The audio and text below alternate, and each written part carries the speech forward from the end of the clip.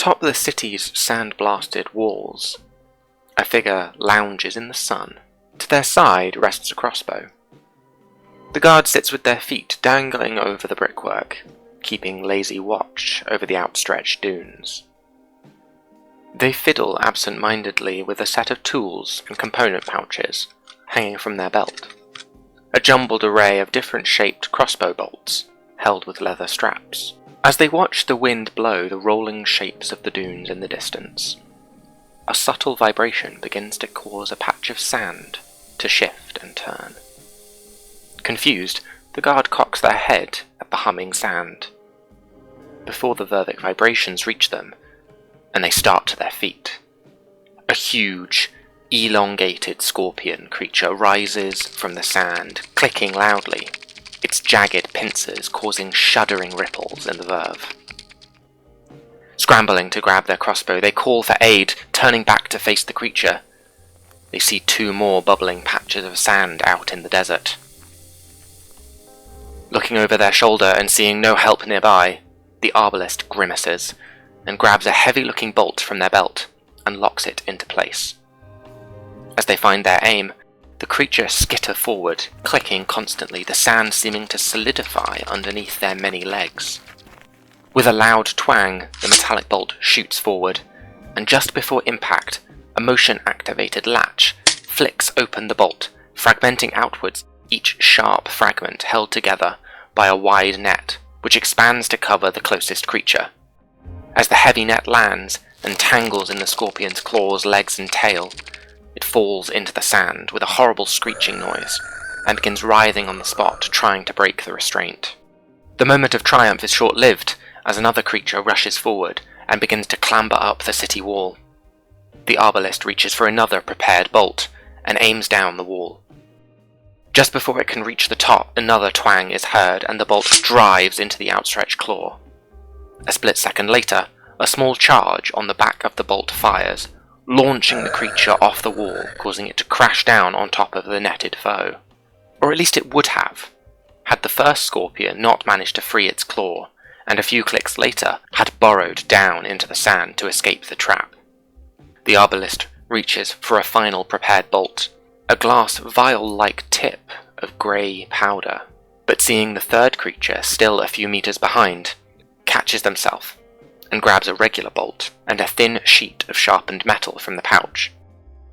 They peer over the edge of the wall while they bend the sheet around the shaft of the bolt to create a spiral-like bladed arrowhead.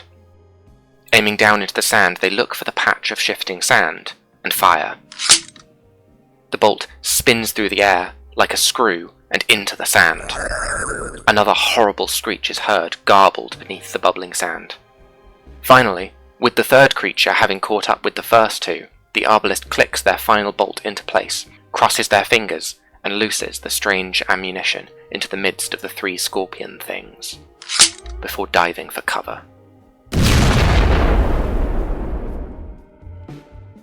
A huge boom and explosion of fire rises above the city walls. Sand and chitin are thrown in all directions. Smoke rises from the impact point as the Arbalist gingerly peers back over the edge of the wall. The explosion had left a huge singe mark on the base of the wall, and fragments of freshly cooling glass sit among the burned corpses of the scorpions. The Arbalist collapses to the wall, breathing heavily, but tapping their tool belt with a satisfied smile. A squad of guards come rushing in a few seconds later, their spears and crossbows ready. The Arbalist just rolls their eyes and lies back against the brickwork.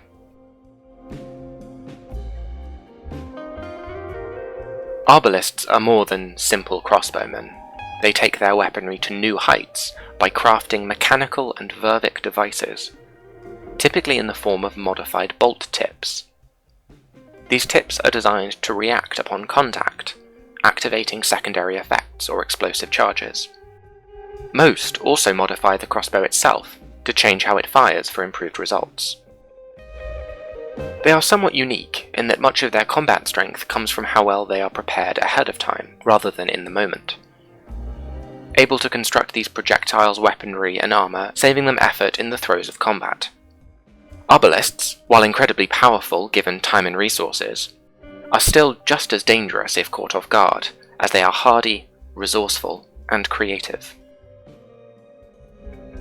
Some arbalists have developed their understanding of munitions and employed chemical engineering to launch projectiles with explosive power. The projectiles are launched with such power and speed they have massive lethality. With the use of black powder, they unlock all kinds of firearms and explosives. The narrative earlier was one such arbalist in their early years. Other arbalists create more advanced mechanical devices which they can deploy to the battlefield. They can pop up pieces of cover, traps, and elevated platforms to form the battlefield to their benefit. They are therefore particularly good at bunkering and defending a position. A final group of arbalists use their engineering abilities to make significant improvements to their armour and weaponry, allowing them to push forward on the front line and take hits. They can mechanically enhance their defences and mobility, and allow their ranged weapons to rapidly transform into melee weapons, making them a threat at range and up close. While many arbalists come from craft backgrounds, such as carpenters and blacksmiths, many start out as hobbyist tinkerers and creatives. Arbalists find employ in the militaries, often closer to the backline, helping to improve their army's technological ability. But their abilities also make them excellent hunters and trappers, industry employees, teachers, and any role where being a fixer-upper is valuable, such as travelling merchants. In a party, they not only represent a valuable fighter on the battlefield, but a significant boon to their allies in repairing and improving their weapons and armour. Thanks for watching. Check out the artist in the description below.